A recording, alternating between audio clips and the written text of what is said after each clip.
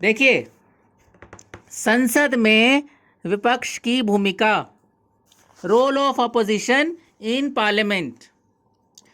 लोकतंत्र में सत्ता के लिए संघर्ष लुक छिपकर नहीं, खुलकर होता है। हर चौथे या पांचवें वर्ष चुनाव होते हैं जिनमें विभिन्न राजनीतिक दल अपने उम्मीदवार खड़े करते हैं। संसद में जिस दल या गठबंधन यानी कि जिस पार्टी या जिस कोएलिशन को मेजॉरिटी मिलती है, बहुमत मिलता है, वह गवर्नमेंट बनाता है। और जो बाकी रिमेनिंग पार्टीज होती हैं वो ऑपोजिशन का रोल प्ले करते हैं। ठीक है, तो ऑपोजिशन अगर ना हो तो हमारी जो डेमोक्रेटिक गवर्नमेंट है वो चल नहीं सकती, ऐसा परंपरा के रूप में माना जाता है। लोकतंत्र की तुलना एक ऐसे रथ से की जाती है जिसको चलाने के लिए दो पहियों का होना जरूरी है, शासक दल और विपक्षी दल, रूलिंग पार्टी और अपोजिशन पार्टी। देखिए, ये इस पहले पैराग्राफ में बताया गया है कि लोकतंत्र में सत्ता के लिए संघर्ष लुक छिपकर नहीं होता। कोई ऐसी चीज नहीं है सत्ता के लिए संघर्ष जो दिखाई ना दे, जो छुपकर लोग खेल रहे हों। खुलकर होता है, ओपनली होता है। आप लोग भी देखते हैं, हर चौथे या पांचवें वर्ष चुनाव होते रहते हैं और जो पॉलिटिकल पार्टीज है अपने कैंडिडेट्स को उसमें टिकट्स देती हैं। जिस पार्टी या कोएलिशन को मेजॉरिटी मिलती है वो गवर्नमेंट फ्रेम करता है, कॉन्स्टिट्यूट करता है। रिमेनिंग पार्टीज ऑपोजिशन का रोल प्ले करती हैं। ऑपोजिशन का रोल बहुत इंपॉर्टेंट है। ये एक रथ है, एक ऐसा रथ आप समझते हैं ना,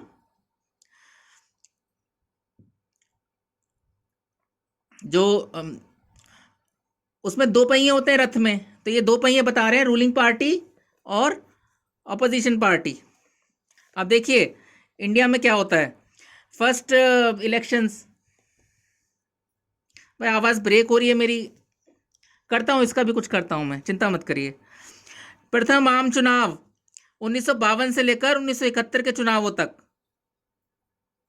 हर बार कांग्रेस को लगभग 2/3 सीटों से ज्यादा सीटें प्राप्त होती रहीं। 1967 को छोड़कर, इसमें लिखा हुआ है 2/3 मतलब 2/3। तो ये तो 1977 में केंद्र में जनता पार्टी की सरकार बनी, पर 1980 में फिर कांग्रेस की गवर्नमेंट आई, सब जानते हैं आप लोग। 1984 के सर एक क्वेश्चन है, सर कुछ पूछना है। नहीं, अभी रुक जाइए पायल जी, एक बार करने दीजिए। डाउट से क्लियरिंग सेशन होता है, उसमें पूछिएगा, रुक जाइए जरा। 1984 के लोकसभा चुनाव में तो मतदाताओं ने कांग्रेस को बेजोड़ बहुमत से जिताया, यानी बहुत भारी मैंडेट, ह्यूज मैंडेट मिला। और 1989 में राष्ट्रीय मोर्चे की सरकार बनी। ये इंडिया की हिस्ट्री बता रखी है आपको। लोकसभा गठन के तुरंत बाद कांग्रेस को, इसमें जब राष्ट्रीय मोर्चे की सरकार आई 1989 में, तो कांग्रेस को ऑपोजिशन पार्टी के रूप में मान्यता दी गई।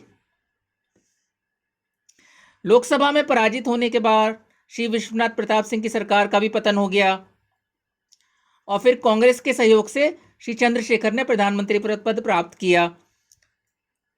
तो उसके बाद लोकसभा अध्यक्ष ने बीजेपी पार्टी के नेता श्री लाल कृष्ण आडवाणी को लीडर ऑफ ऑपोजिशन के रूप में रिकॉग्निशन दी, अप्रूवल दी। 1991 में, ये आप पढ़ लीजिएगा, मैं एक बार पढ़ देता हूं बस। 1991 के चुनावों के बाद भारतीय जनता पार्टी सबसे बड़े विपक्षी दल के रूप में उभरी और उसके नेता श्री आडवाणी पुनः विपक्ष के नेता बने, लीडर ऑफ ऑपोजिशन बने। मार्च 1998 और अक्टूबर 1999 में बीजेपी एंड जो उसके अलायंस थे उन्हें पुनः सत्ता मिली, पुनः पावर मिली। 13 अक्टूबर 1999 को Shrimati Sonia Gandhi leader of opposition बनी। ये आपको बस ये बता रहा है कौन कौन कब कब लीडर ऑफ ऑपोजिशन बना। 14वीं लोकसभा के गठन के बाद 22 मई 2004 को बीजेपी लीडर एल के आडवाणी फिर से लीडर ऑफ ऑपोजिशन बनाए गए और 2009 में 15वीं लोकसभा में दोबारा से लीडर ऑफ ऑपोजिशन यही बने, एल के आडवाणी। आगे लिखा है विपक्ष, ऑपोजिशन को भी सत्तारूढ़ दल की तरह जनहित में कार्य करना होता है। विपक्ष का मतलब ये नहीं है कि वो जनता के खिलाफ काम करेगी, विपक्ष को भी जनता के हित में ही काम करना है। ब्रिटेन में विपक्ष को महारानी के वफादार विरोधी दल, हर मैजेस्टीज लॉयल अपोजिशन की संज्ञा दी जाती है। मतलब विरोधी दल तो हैं लेकिन वफादार हैं। इस चीज गहराई को समझिए कि विपक्षी होने के बाद भी वो वफादार रहेंगे महारानी के प्रति, यानी इंग्लैंड के प्रति, जिसका अर्थ यह है कि विपक्ष भी उतना ही निष्ठावान है, उतना ही फेथफुल है, उतना ही लॉयल है, जितना कि वे जो शासन सूत्र का संचालन करते हैं, यानी कि जो रूल करते हैं, उतना ही निष्ठावान विपक्ष को भी होना चाहिए और होता है। संसदीय लोकतंत्र में विपक्ष किस प्रकार एक रचनात्मक भूमिका निभाता है, उसे इस प्रकार समझाया जा सकता है। अब आगे इसमें पॉइंट्स दे रखे हैं। फर्स्ट पॉइंट है आपका, सरकार के लोकतांत्रिक और जन कल्याणकारी कार्यों का समर्थन, lending support to democratic and welfare measures, lending support to democratic and welfare measures. साफ साफ लिखा हुआ है इसमें। यह मानना गलत है कि विपक्ष का एकमात्र उद्देश्य सरकार का विरोध करना है। ऐसा नहीं है कि विपक्ष बना है तो उसका काम सरकार का विरोध करना ही है। कुछ मामलों में विपक्ष और सत्तारूढ़ दल दोनों के एक जैसे कार्यक्रम होते हैं। लोकतंत्र तभी चल सकता है जब विपक्षी दल एक निश्चित अवधि तक सत्तारूढ़ दल का नेतृत्व स्वीकार करें और उसके अच्छे कार्यों की सराहना करें। सदन में बिना मतलब चीखना चिल्लाना या विधानमंडल की कार्रवाई में अनावश्यक रोड़ा अटकाना उचित नहीं है। इससे टाइम वेस्ट होता है और विपक्ष के प्रति लोग भी निराश हो जाते हैं। और खास तौर से जब किसी दूसरे देश से हमारे देश को खतरा हो, विदेशी ताकतों से, तो विपक्ष की ये ड्यूटी बन जाती है कि वो पूरी तरह से सरकार के साथ हो जाए। देखिए, इंटरनल मैटर्स, देश के अंदर की बात है, तो वो विरोध कर सकते हैं सरकार का, लेकिन जब कोई विदेशी हमला हो रहा है, विदेश से खतरा है, तो उनका ये ड्यूटी है कि वो अपने मतभेद भुला दें और पूरा सहयोग करें। इसको आप ऐसे समझिए कि एक परिवार होता है, उस परिवार के अंदरूनी आपस में भी झगड़े होते हैं नहीं होते? भाई भाई के होते हैं, भाई बहन में भी होते हैं आपस में झगड़े। लेकिन जब कोई बाहर वाला आपके परिवार के लिए खतरा बन जाए, उस पर अटैक करे, तो आप अपने सारे मतभेदों को भुलाकर एक हो जाते हैं और उस बाहर वाले का एकजुटता के साथ सामना करते हैं। इसी तरह से विपक्ष की भूमिका है और उसको ऐसा ही होना चाहिए। दूसरा पॉइंट है, सरकार की मनमानी और निरंकुशता पर रोक लगाना, preventing the ruling party from acting arbitrarily. अब अगर सरकार कोई मनमानी करने लग जाए या निरंकुश होने लग जाए, तानाशाह की तरह व्यवहार करने लग जाए, तो उसके बाद विपक्षी दल को सरकार के उन कार्यों का विरोध करना चाहिए और करते हैं, जिन्हें वो मानते हैं कि जनता के लिए अहितकर हैं। नेहरू जी 1962 की अवधि तक काफी शक्तिशाली रहे, ये आगे लिखा है इसमें, पर संसदीय परंपराओं में उनकी आस्था के कारण विपक्ष को काफी बल मिला और विपक्षी सदस्यों की संख्या ज्यादा भी नहीं थी, पर फिर भी संख्या ज्यादा ना होने पर भी कई महत्वपूर्ण अवसरों पर उन्होंने काफी प्रभावपूर्ण भूमिका अदा की। देखिए, जब नागरिक स्वतंत्रताओं, सिविल लिबर्टीज पर प्रतिबंध लगाए गए तो उन्होंने खुलकर विरोध किया, ओपोजिशन ने इसका। और जहां तक सरकार की सोशियो इकोनॉमिक पॉलिसीज रहीं, सामाजिक आर्थिक नीतियां, उन पर डिफरेंट पार्टीज की अलग अलग रिएक्शंस रहीं। लेकिन जब पंडित नेहरू और लाल बहादुर शास्त्री की मृत्यु हो गई, उससे कांग्रेस पार्टी को बहुत गहरा धक्का मिला। 1966 में श्रीमती गांधी सत्ता में आई। 67 के चुनाव में कांग्रेस की सदस्य संख्या में काफी गिरावट आ गई। इससे विपक्षी दलों में आशा का नया संचार हुआ। लेकिन 1970-71 तक श्रीमती गांधी की स्थिति काफी मजबूत हो गई और 1975 में इमरजेंसी डिक्लेयर कर दी गई। 77 में कांग्रेस को जनरोष का सामना करना पड़ा, जनता के गुस्से का, इमरजेंसी की वजह से।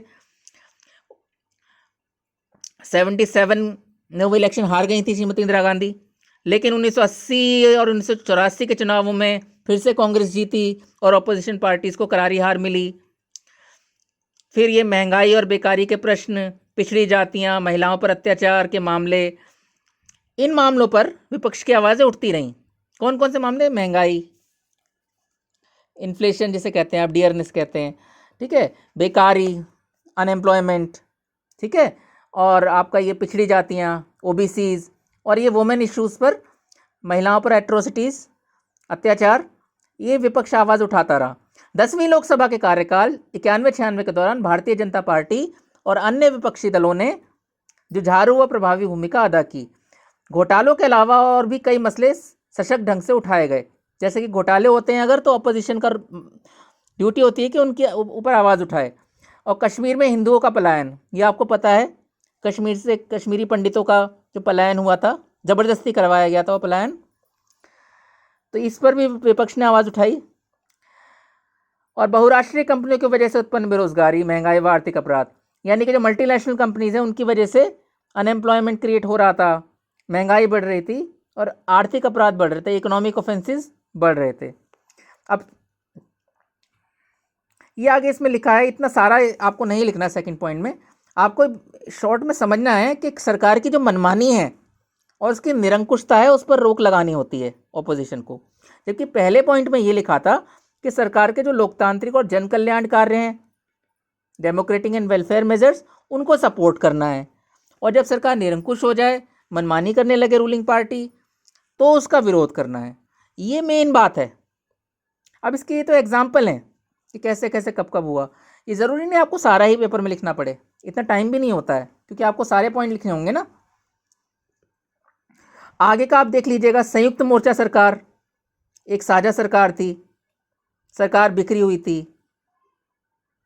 और भारतीय जनता पार्टी के रूप में विपक्ष एकजुट दिखता था। इसके बाद वाजपेयी सरकार 98 से 2004 तक, तो इसमें ऑपोजिशन कौन कौन होंगे? कांग्रेस होगी, समाजवादी पार्टी, वामपंथी दल, ये विरोध कर रहे थे और क्षेत्रीय दलों की प्रतिस्पर्धा हो रही थी आपस में। फिर किसानों की आत्महत्या का इशू, किसी का मैसेज आया, इतना ही रहने दीजिए। कांग्रेस के यूपीए सरकार काल में किसान आत्महत्या और वॉलमार्ट जैसी कंपनियां हमारे रिटेल ट्रेड को नुकसान पहुंचा रही थी, ये सब विपक्षी पार्टीज इन चीज़ों का विरोध कर रही थी, ठीक है, जब अटल बिहारी वाजपेयी जी का काल था। और 2009 में देखिए क्या हुआ, भारत पाकिस्तान के एक साझा बयान की आलोचना।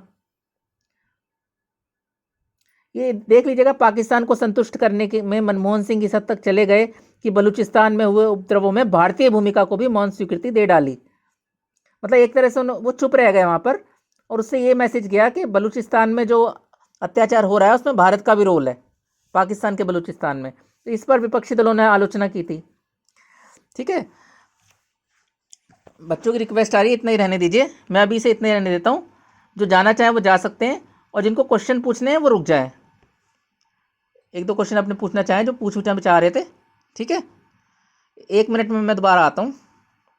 जी, मैं देख पा रहा हूँ कुछ स्टूडेंट्स रुके हुए हैं, तो ठीक है, आप लोग अपने क्वेश्चंस करिए, जो भी आपके क्वेश्चंस हैं। माइक ऑन करके आप क्वेश्चन कर सकते हैं।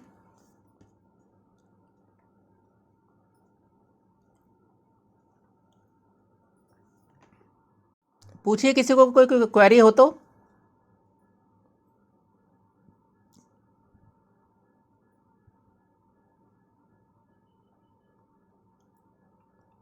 मेरे ख्याल से आप लोग नहीं पूछ रहे हैं, माइक ऑन किसी का नहीं हो रहा है, तो थोड़ा सा मैं ही, आप रुके हैं तो आपका कुछ तो बेनिफिट हो। देखिए, मैं आपको बताना चाहूँगा, ये जो मैं आपको अभी पढ़ा रहा था, मैं अपनी तरफ से आपको बता देता हूँ। वैसे देखिए, विपक्ष जो होता है ना, ऑपोजिशन, इसका एक बहुत इंपॉर्टेंट रोल होता है हमारे पार्लियामेंट्री डेमोक्रेसी में। तो ये जो विपक्ष होता है हमारा, इसके बारे में ही पढ़ा गया, पेज नंबर 92 पर है कि इसके एग्जाम्पल दिए गए। लोकतंत्र की तुलना एक ऐसे रथ से की गई है जिसको चलाने के लिए 2 पहियों का होना ज़रूरी है, शासक दल और विपक्षी दल, ठीक है। जिस पार्टी या गठबंधन को मेजॉरिटी मिल जाती है, जिस पार्टी या गठबंधन को मेजॉरिटी मिल जाती है, वो तो गवर्नमेंट बना देता है, और बाकी पार्टीज़ ऑपोजिशन का रोल प्ले करती हैं। मेन बात एक तो ये है, और एक दूसरी बात है इम्पोर्टेंस है। इसके बाद इसमें दिया गया है प्रथम आम चुनाव से लेकर 2009 तक का, इसमें एक डिटेल में दिया गया है, वो मैंने आपको बताया। ये सबसे इम्पोर्टेंट बात ये है कि ब्रिटेन में क्या कहा जाता है? ब्रिटेन में कहा जाता है विपक्ष को महारानी के वफादार विरोधी दल, हर मैजेस्टीज लॉयल ऑपोजिशन, यानी ऑपोजिशन तो है वो महारानी के, लेकिन वफादार, लॉयल। इसकी गहराई को समझिए आप, यहीं से आपको सारी इंपॉर्टेंस समझ आ जाएगी। महारानी के ऑपोजिशन में है वो, फिर भी महारानी के लॉयल हैं, महारानी के विरोधी दल हैं, लेकिन फिर भी महारानी के वफादार हैं। तो इसका मतलब क्या है? इसका मतलब ये है कि विरोधी वो इसलिए बन गए क्योंकि उनको वोट कम मिले, पर इसका मतलब ये नहीं कि वो महारानी के और देश के विरोधी हो गए। सिर्फ जो एग्जीक्यूटिव गवर्नमेंट है उसका वो, जब वो कोई गलत काम करेगी तो उसका विरोध करेंगे, अदरवाइज वो गवर्नमेंट का भी साथ ही देंगे। अगर गवर्नमेंट कोई लोकतांत्रिक काम करती है और जन कल्याण का कार्य करती है तो उसको उन्हें सपोर्ट ही देना है, ठीक है। Lending support to democratic and welfare measures of the government and preventing the ruling party from acting arbitrarily. अगर रूलिंग पार्टी निरंकुशता से व्यवहार करने लग जाए, कोई ऐसा काम करे जो जन कल्याण में नहीं है, वहाँ विरोध करना है, और जहाँ जनता के हित का काम कर रही है वहाँ उसको सपोर्ट करना है। वहाँ सपोर्ट करने से सरकार को भी मजबूती मिलती है, मॉरल सैंक्शन मिलता है, सैंक्टिटी मिलती है, स्ट्रेंथ मिलती है, कॉन्फिडेंस मिलता है, मोरल बूस्टर होता है गवर्नमेंट का। आप समझ रहे हैं? तो ये वहाँ पर पॉजिटिव रोल है ऑपोजिशन का। थोड़ा सा नेगेटिव यहाँ पर ये है, नेगेटिव नहीं बल्कि एक तरह से आप कह लीजिए कि सरकार जब कुछ नेगेटिव करती है तो वहाँ पर उसको नेगेटिव तरीके से विरोध करना, तो बैलेंस करना उसे। तो अगर कोई मनमाना काम करती है सरकार निरंकुशता का, तो उसका विरोध करना। मेन बात तो ये है। अब इसके एग्जाम्पल मैंने आपको समझाया है इसमें, ठीक है। कितनी तरह के इश्यूज होते हैं हमारे कंट्री में, करप्शन होता है, क्राइम है, तो हर सरकार के टाइम में होती हैं चीज़ें, तो इन चीज़ों पर आवाज़ उठाता रहता है विपक्ष। मेन बात तो ये है, आपको ये समझनी है। कभी जैसे हम कहते हैं क्राइम बढ़ रहा है, क्राइम अगेंस्ट वुमेन बढ़ रहा है, चोरी की घटनाएं बढ़ रही हैं, ठीक है ना, तो इस पर विरोध करना है ऑपोजिशन को। और अगर सरकार कोई अच्छा काम कर रही है, कोई अच्छी पॉलिसी ला रही है, कोई अच्छी नीति ला रही है, कोई अच्छी योजना ला रही है, तो उसको सपोर्ट करना है। सिंपल सी बात है, ठीक है। अब हालांकि विपक्ष के ऊपर होता है कि वो किसको सपोर्ट करे, किस पॉलिसी को अपोजिशन करे, लेकिन अब बुक में आपको जिस तरह से बताया गया है आपके लेवल पर, वो इतना ही बताया गया है, तो अभी आप इतना ही समझिए। अब देखिए, जब इमरजेंसी लगाई इंदिरा गांधी ने, तो कौन विरोध करेगा? विपक्षी तो विरोध करेगा। वहां निरंकुश रूप से काम कर रही है ना सरकार, तानाशाह की तरह, आर्बिट्रेरली मनमाने तरीके से काम कर रही है, तो वहां ऑपोजिशन को विरोध करना है उसका। तो ये आपकी मेन चीज़ है। बाकी इसमें एग्जाम्पल दी मैं, कब कब किस किस कौन कौन ऑपोजिशन में रहा, उसने किन किन मुद्दों पर विरोध करा, ठीक है। अब अनएम्प्लॉयमेंट है, ये तो इंडिया में है ही, इस पर ऑपोजिशन अपना विरोध करेगा, अनएम्प्लॉयमेंट पर। महंगाई है, इस पर ऑपोजिशन को करना चाहिए विरोध, करता है ऑपोजिशन विरोध। जब एनडीए की गवर्नमेंट होती है तो यूपीए वाले कहते हैं, क्रिटिसाइज करते हैं। जब यूपीए की गवर्नमेंट होती है तो एनडीए वाले क्रिटिसाइज करते हैं। ये तो इंडिया में चलता ही है, और इसी से कंट्री चल रही है। तो ये यहाँ role of opposition in parliament, इसी में ये सब चल रहा है आपका। अब देखिए, करप्शन है, करप्शन आ जाता है, करप्शन के केसेस ज़्यादा बढ़ जाते हैं, तो ऑपोजिशन आवाज़ उठाएगा, नेचुरल सी बात है, उठानी चाहिए उसे आवाज़। अगर सरकार में करप्शन के मामले आ रहे हैं या डिपार्टमेंट्स में आ रहे हैं, तो उसी के यहाँ पर एग्जाम्पल दिए गए हैं थर्ड पॉइंट में, और कुछ नहीं है। रिश्वत कांड, यूरिया घोटाला, दूरसंचार घोटाला, बहुत से घोटाले हुए हैं इंडिया में, तो घोटाले हुए हैं बहुत सारे, ठीक है ना, तो उनका विरोध करना। इसके बाद इन्होंने कहा विपक्ष की नकारात्मक भूमिका, लास्ट पॉइंट है फोर्थ। उसमें क्या है कि नेगेटिव रोल, नकारात्मक भूमिका, उसमें क्या करते हैं? धर्म के आधार पर राजनीति करना, विपक्षी दलों द्वारा जाति के आधार पर राजनीति करना, मज़हब के आधार पर राजनीति करना, हड़तालें करवाना, चक्का जाम करवाना। आप समझ रहे हैं? ये काम भी ऑपोजिशन करता है। और उसमें फिर हिंसा भी होती है, वायलेंस भी होता है, लोगों की जानें भी जाती हैं, लोग घायल होते हैं, संपत्ति का नुकसान होता है। ये नेगेटिव रोल है ऑपोजिशन का। भाई इतनी सी बात है, ठीक है, ये है। और मैं आपके लिए क्या करूँगा, ऑपोजिशन को लेकर एक हल्का सा ऑडियो लेक्चर आपके गूगल क्लासरूम पर भी अपलोड कर दूंगा, ठीक है, तो उसको भी सुन लीजिएगा, और ज़्यादा क्लियर हो जाएगा आपको, ठीक है। आप लोग रुके एक्स्ट्रा टाइम में, उसके लिए आपका शुक्रिया, धन्यवाद, ठीक है। अगर आपकी क्वेरी हो तो बताइए, नहीं तो मैं आपका सेशन टर्मिनेट करता हूँ।